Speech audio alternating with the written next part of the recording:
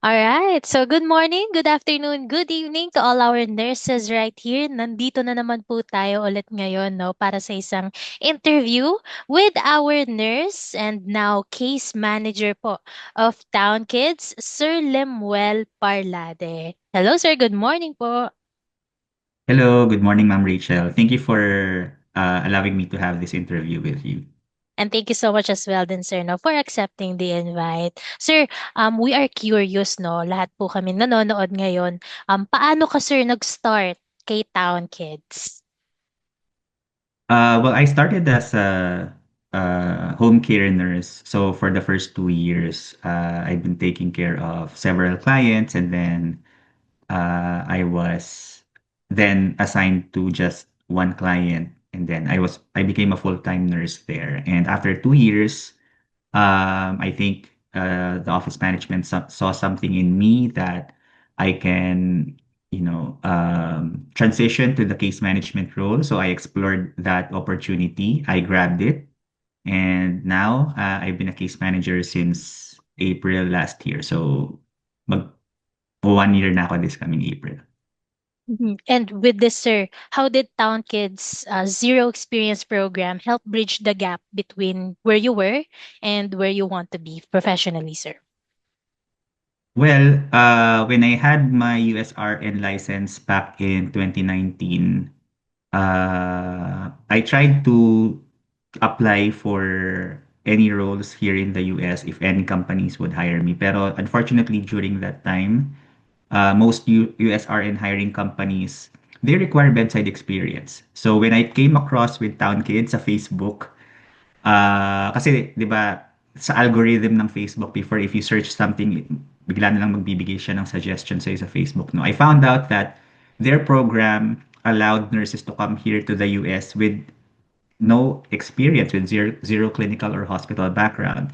So I tried applying with them. I reached out to their coordinators, and ayun, with a long process, eventually not their fault, my fault, but eventually na-approve naman ako, and now I'm here in the US, and I'm very thankful. Mm. And with this, sir, nung na-receive po natin yung visa, did it change your outlook on your future and knowing you had Town Kids guiding you throughout your journey, sir? Paano ang nangyari doon, sir? Well, yung receiving my immigrant visa, parang naisip ko sa sarili ko, this is it. Meron na akong visa, and it will give me an opportunity and my wife to have a stable life here in the US. Hindi siya temporary lang. So I have the option or the choice in the future to be a US citizen. And I know immigration process usually takes a long time, especially with the retrogression, so visa bulletin, di ba? But TK Town Kids helped me with the process. They gave me updates here and there. They provide me information as to how my application is going, and made sure that the job was done. So, hindi man ako mapupunta dito if hindi nila nagawa yung kailangan nilang gawin. And like what I said, I'm very thankful with Town Kids, and because of them, I'm here now in the US. Mm. And as a case manager ngayon, sir, And as what a case manager, yes po. what stood out to you po about the way Town Kids communicates with and supports its nurses? Well, being a case manager, I can say that it's tiring, very busy, but it's a fulfilling job kasi we have to make sure that the nurses deployed in the field have an understanding on how we provide care to our respective clients. Pero what stood out for me is uh, based ko na lang, ma'am, sa experience ko when I was still field nurse, no? I remember when I was still on the field, case managers were always there kasi zero experience ako. So I have a lot of questions. They never left me out in the dark. I mean, lahat ng questions ko, they answered it even if I was already with my client. So if I have questions, readily available sila palagi, palagi silang nandyan, and made sure that my shifts were comfortable. I was comfortable doing or providing care to my clients, and just actually being there for emotional and psychological support. For me, that's very helpful. So that's what I'm doing right now for the nurses assigned to my clients. I'm like giving back what I have been given before. So yeah. And do you think, sir, why is proactive communication critical in sustaining strong rapport po with our nurses? Ano yun, ma'am? Ano yan? Proactive Can you, communication, sir. pro, I think proactive communication is critical.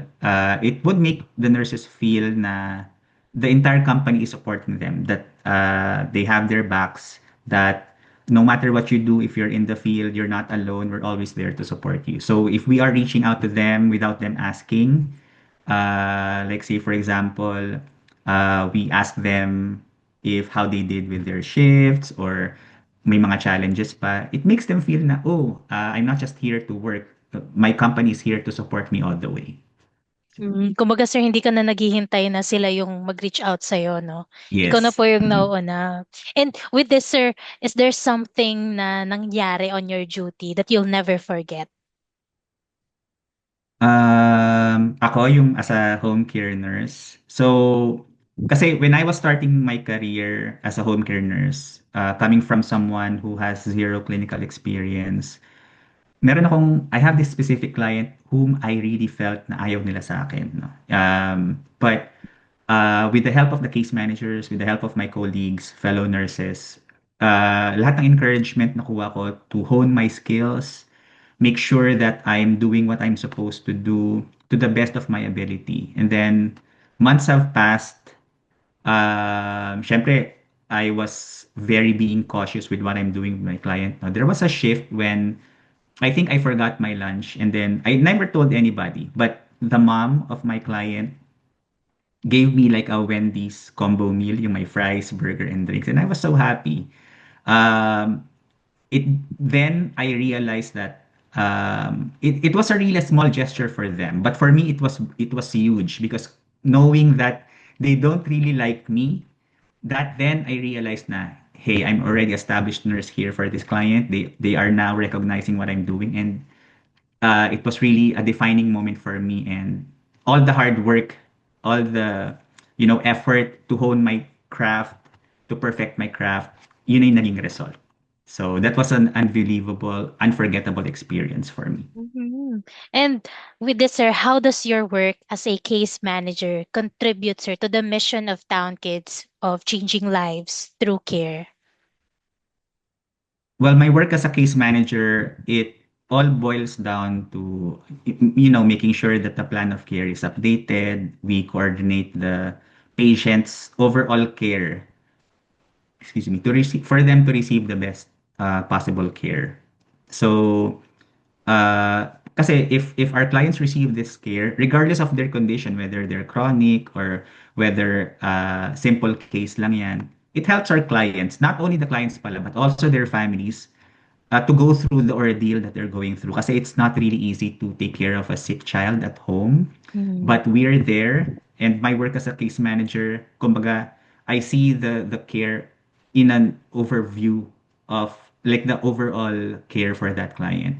And this is all, I have this client as well na um, he is a trick client and now he is being considered to be decannulated, meaning he is improving, tatanggalin na yung trick sa kanya. No? And this is not just because of case management, this is also because of the care we provide to the clients.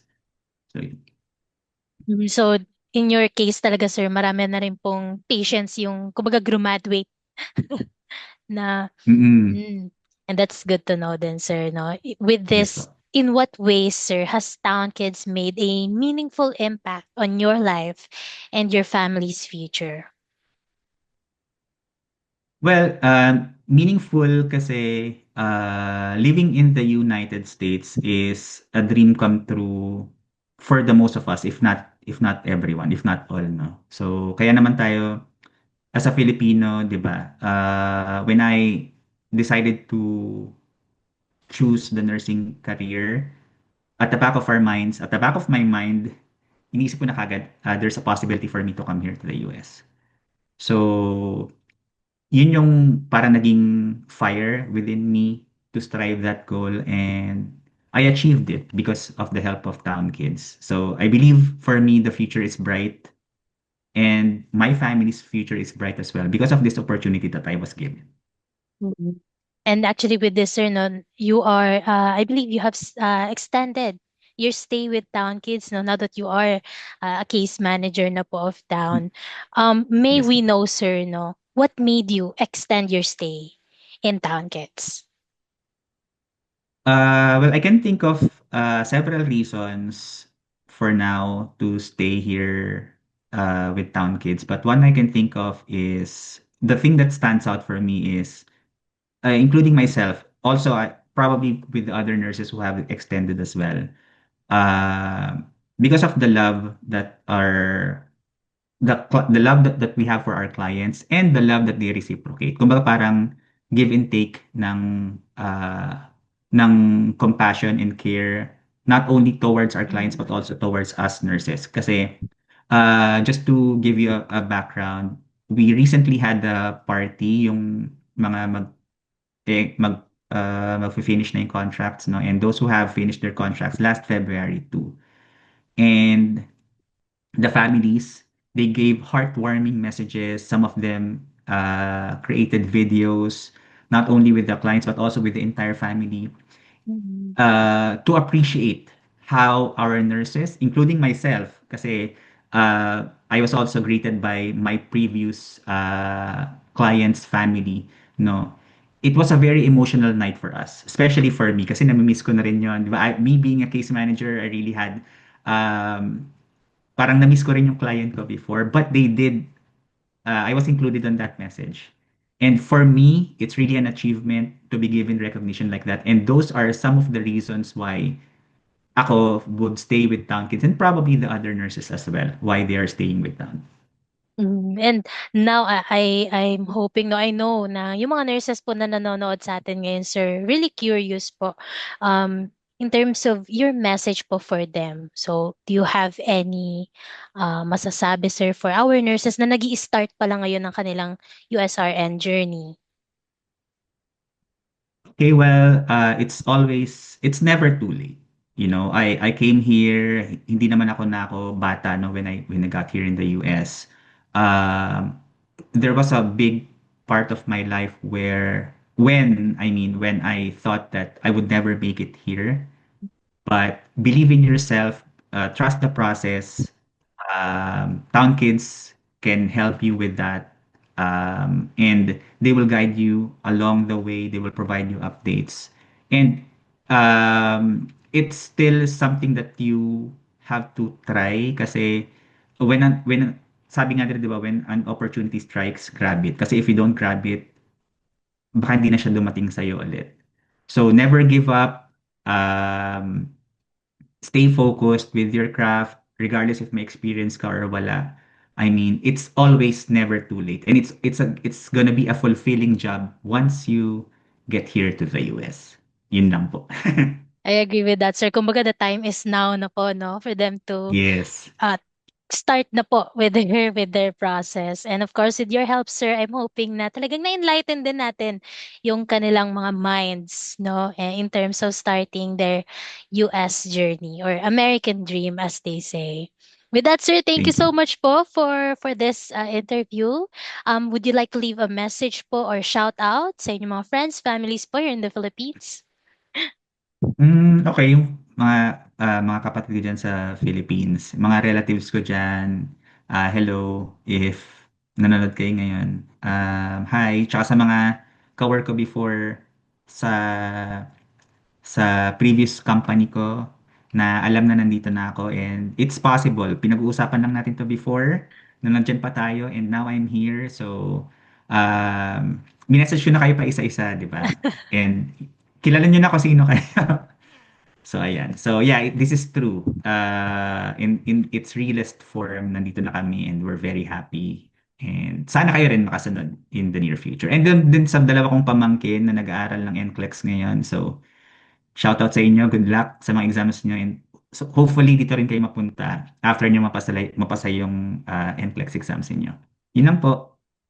Thank you so much for that sweet messages, Sir Lem. And thank you so much again for this, for accepting this interview with us. Thank you. Thank you, Ayan. Ma'am Rachel. Thank you, Town Kids.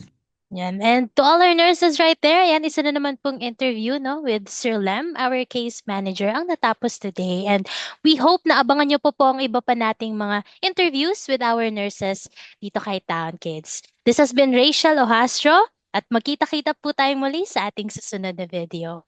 Bye-bye po! Thank you everyone!